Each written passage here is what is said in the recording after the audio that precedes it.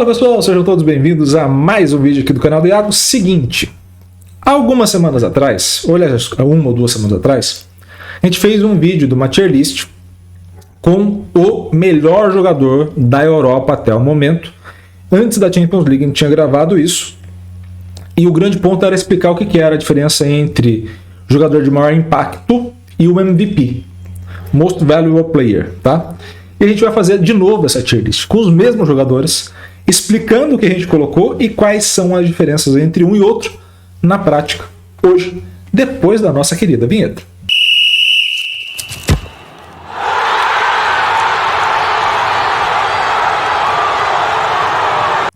Seguinte, pessoal, primeiro, acho que o mais honesto a ser feito, vamos recordar o que foi feito anteriormente.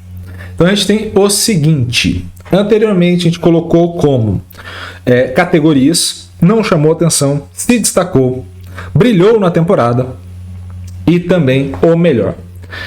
Na que não chamou atenção a gente colocou o Çalhanoğlu e o Pavlidis do Ásia. Na que se destacou a gente colocou Neuer, Haaland e Gyökeres do Sporting.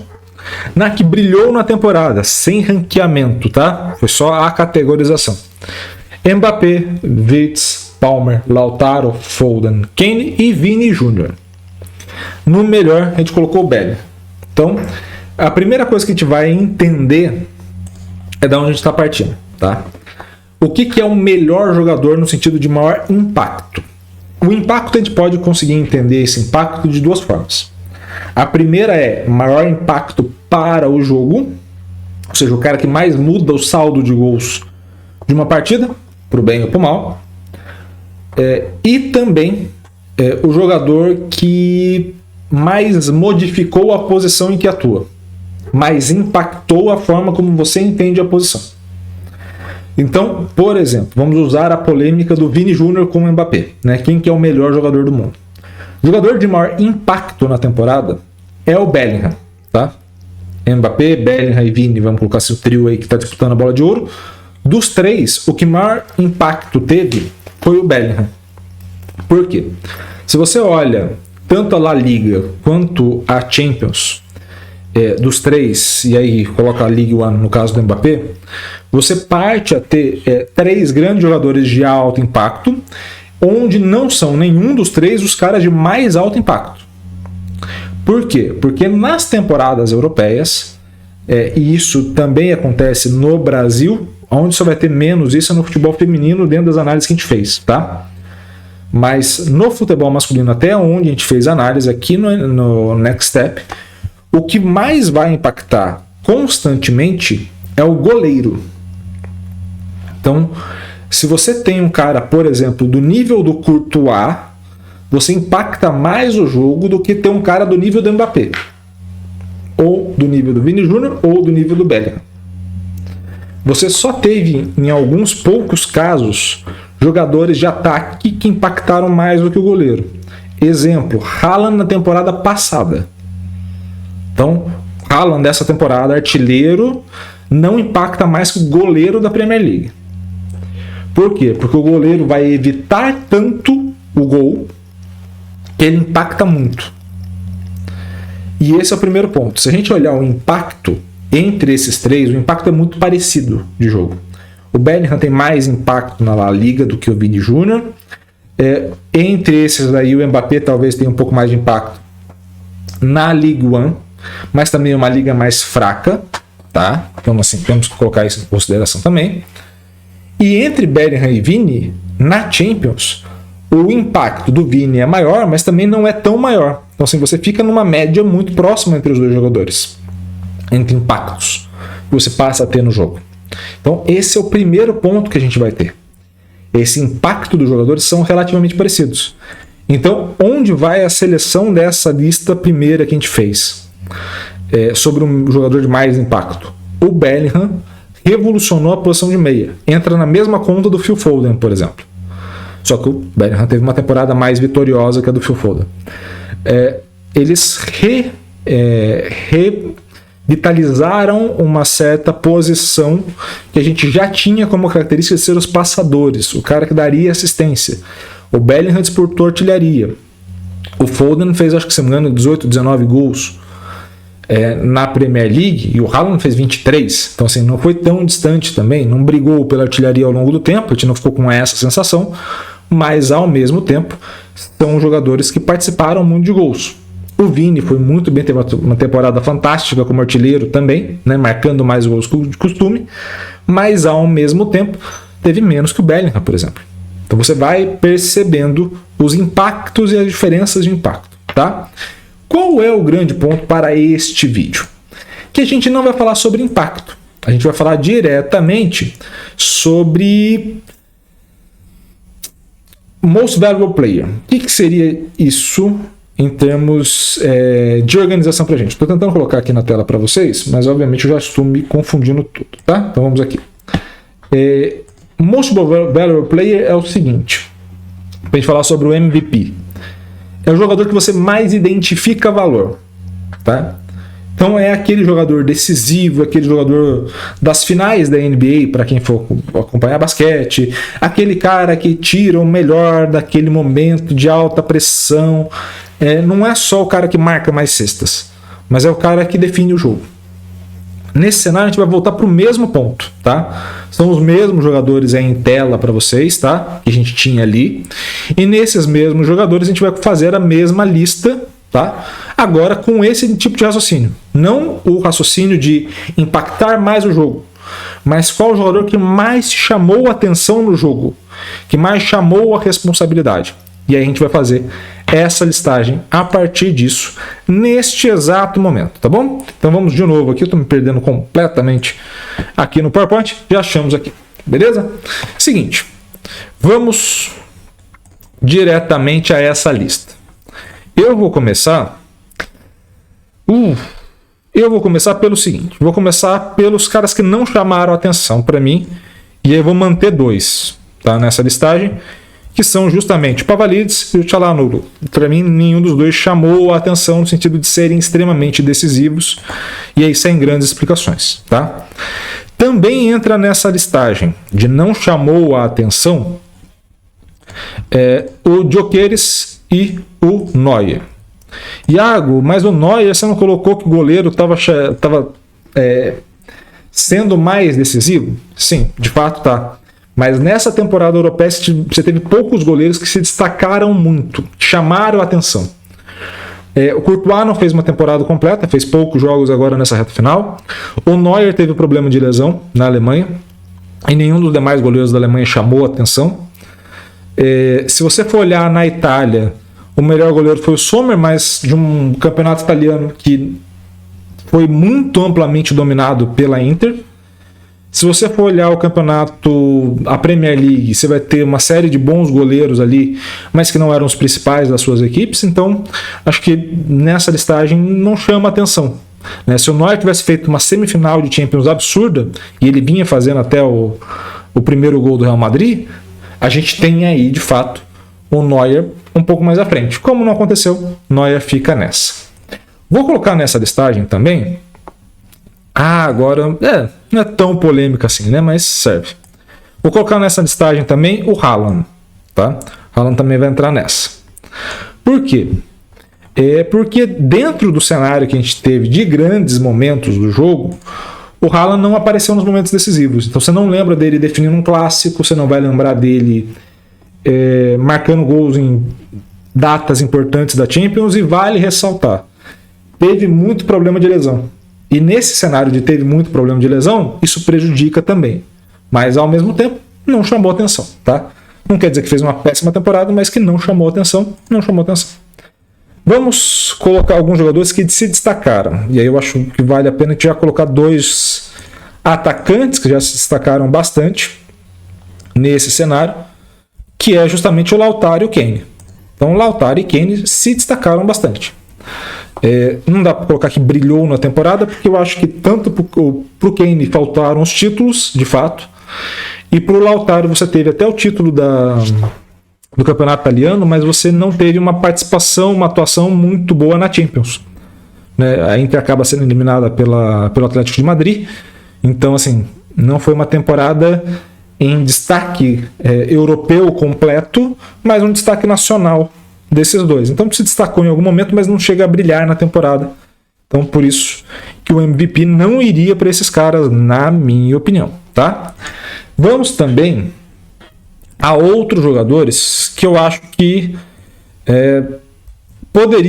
não poderiam ter feito mais, mas a temporada ou de clubes prejudicou eles, ou o cenário prejudicou eles de maneira geral. Palmer e Mbappé, perdão. Por que eu acho que Palmer e Mbappé se destacaram, mas não chega a brilhar na temporada? Eu acho que o destaque do Palmer foi na Premier League e o do Mbappé na League One.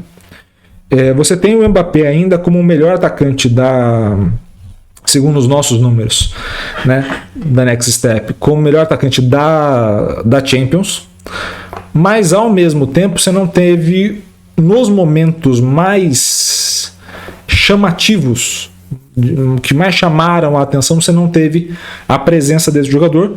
E o Palmer, que por mais que ele tenha se destacado na Premier League, vale lembrar, não disputou competição europeia. Então assim, ele chama atenção a cada final de semana, não no meio de semana. E isso também, obviamente, prejudica a temporada dele. O que a gente vai precisar ver por exemplo, nesses casos que a gente colocou aí, o Palmer estará numa competição europeia. Então, se ele faz uma grande temporada na próxima, ele provavelmente sobe algum degrau aí presente na nossa tabela. Tá bom? Finalizamos, para mim, as duas primeiras linhas, tá? Entre os jogadores que não chamaram a atenção e os que se destacaram, basicamente. Eu vou colocar dois jogadores que, para mim, brilharam na temporada, tá? Mas não seriam os meus MVPs, tá? Bellingham e Wirtz. Acho que o Wirtz, principalmente numa temporada onde o Leverkusen foi basicamente perfeito, né? Você tem uma final de Europa League, conquista da Copa da Alemanha e conquista do Campeonato Alemão. Você pode até colocar ele como um grande jogador dessa equipe, mas é uma equipe muito mais coletiva do que individual. Então você tem ali um destaque muito mais do coletivo do que de apenas um jogador. Então essa peça como, nossa, esse cara foi o melhor jogador, o cara de decisão, não necessariamente teve. Era muito mais um coletivo, tanto que o nome que mais chama a atenção do Leverkusen é justamente do técnico. Né? Então assim, o fato do treinador ser o maior destaque, ele vai dando uma noção muito mais da coletividade dessa equipe do que do individualismo. E aí o Wirtz fica um passo para trás, eu acho que do melhor ali, apesar dele ter feito uma temporada de fato brilhante em grandes momentos, tá? Bellingham também para mim entra no mesmo cenário, a equipe vai muito bem, só que nesse ponto que a gente está entendendo a equipe, nesses momentos de decisão, ele teve um passo abaixo. E vale ressaltar que ele teve problema de lesão. Entra na mesma conta do Haaland. No momento importante ali na transição de novembro, dezembro, você tem uma lesão relativamente importante para esses caras e a performance vai caindo. O que dá a sensação é que esses caras não tiveram tempo de recuperação. Tá? Então, assim, por conta do calendário, obviamente. Não ter o tempo de recuperação fez com que a performance caísse, principalmente nos grandes jogos. Então, acho que nesse cenário você tem a queda. Para mim, quem disputaria de fato o brilhou na temporada ou o melhor, o MVP da temporada, para mim seria Vini Júnior ou Phil Foden, tá? Seriam os dois. Acho que os dois caras são os caras que de fato chamam a atenção para eles no jogo. Phil Foden com o Manchester City, na reta final do Manchester City, foi o jogador mais importante, mais que o Haaland, que o Ederson, que o Rúben Dias, foi de fato o jogador mais importante. Do mesmo jeito que para o Real Madrid o jogador mais importante foi o Vinícius Júnior.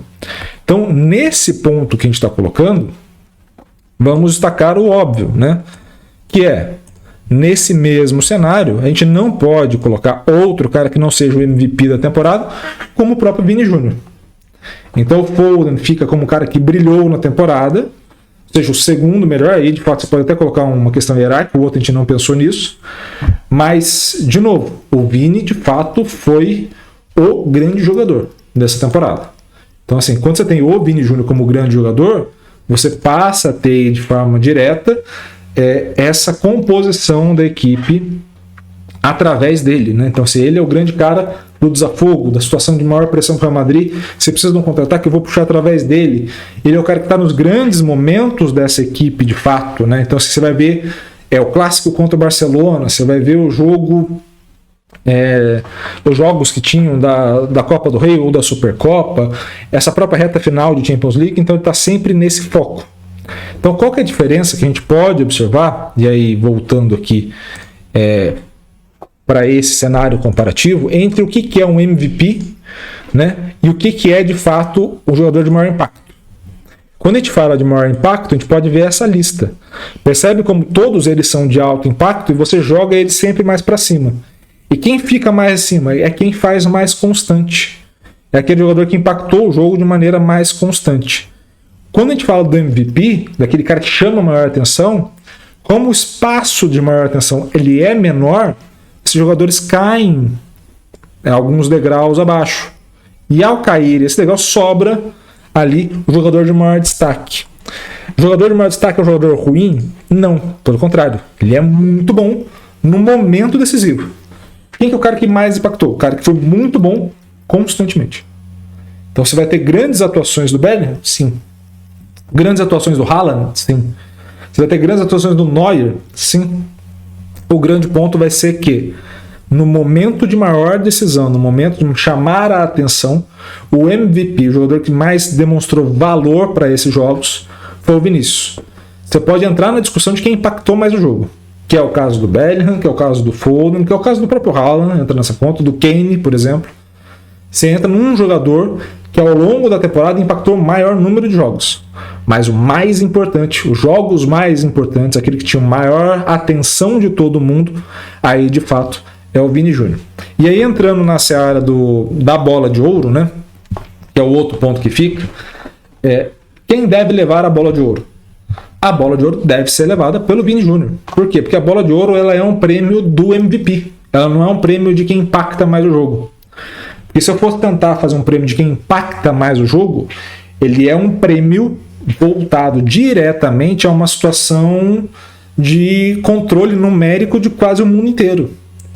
Seria como se eu fosse tentar mensurar todos os jogadores do globo para ver quem impactou mais o jogo. E tivesse uma métrica para isso. No caso de você não ter essa métrica, o que fica muito é chamar a atenção.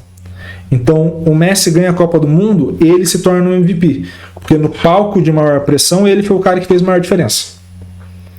No caso desse ano, no palco de maior tensão, que é a Champions, na minha visão pelo menos, não é nem a Eurocopa, nem a Copa América. Não acho que a Copa América ou a Eurocopa vão fazer uma diferença tão grande assim. Por mais que tenha ali um grande enredo, mas o enredo dessa temporada era em torno da Champions. Ela parece uma competição maior nesse cenário. Copa do Mundo é uma outra conversa, mas essas competições mais continentais e menos globalizadas, eu não sei se tem tanto impacto. Talvez se tivesse uma questão de desempate ali, meio Mbappé e Messi na final da Copa, né? Os dois vão super bem e eu preciso de uma competição de desempate. Aí vai lá o Mbappé ganha a Champions, aí você desempata essa questão. Mas nesse cenário atual, onde você tem o Bellingham, o Vini, todo mundo já ganhou essa competição e o Vini se destacou muito mais que os outros nas principais partidas, não vejo que, por exemplo, a Inglaterra ganhando de 1-0 de Portugal na final da Euro vai levar o Foden ou vai levar o Bellingham como o melhor do mundo, tá? E nesse cenário a gente tem que entender o que é o MVP. Os prêmios, as premiações que você vai ter são justamente para os jogadores que mais se destacaram. Não necessariamente os que foram melhor regularmente ou que impactou mais o jogo, os maiores artilheiros, os caras que evitaram os gols. Você tem para aquele jogador de destaque. Por isso que geralmente fica com o atacante. Geralmente fica porque ele é o cara que visualmente você tem uma noção maior de impacto do que ele está fazendo. Beleza? Então, de novo, melhor jogador em termos de impacto é uma coisa, MVP é outra, e essas premiações que a gente vai ver daqui até o final do ano são quase todas voltadas ao MVP, não necessariamente aos caras de maior impacto. Beleza? Espero que vocês tenham gostado desse vídeo, ficou um pouquinho longo, mas eu acho que vale a pena essa explicação. Se gostou, curta, comente, compartilhe esse vídeo com o máximo possível de gente e, é claro, se inscreva no canal e ative o sininho para receber todas as notificações. Beleza? Um grande abraço a todos, um beijo e até mais. Valeu!